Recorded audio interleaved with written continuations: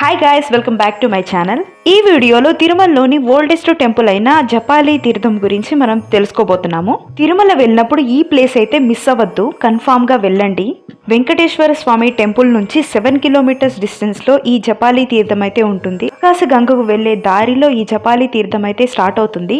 Road దగ్గర నుంచి 1 kilometre forest లోకి ట్రెక్కింగ్ చేసుకుని వెళ్తే మనకి జపాలి తీర్థం అయితే ఉంటుంది. జపాలి హనుమాన్ దేవాలయము తిరుమలలోని పురాతన దేవాలయాల్లో ఒకటి. శ్రీరాముడు మరియు సీత అరణ్యవాసంలో ఉన్నప్పుడు వారు హనుమంతునితో పాటు కొంతకాలం ఇక్కడ నివసించారని చెప్తారు.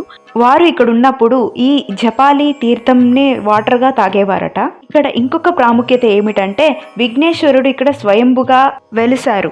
టెంపుల్ బ్యాక్ సైడ్ మనకు సీతమ్మ గుండము, రామగుండము అని 2 ఉంటాయి. ఈ 2 గుండాలను వాళ్ళు స్నానం చేయడానికి ఉపయోగించేవారని ప్రసిద్ధి. ఈ temple timings 6 AM to 6 PM. Morning start అయితే బెటర్, అడవి గుండా వెళ్తుంది కాబట్టి సేఫ్ గా ఉంటారు.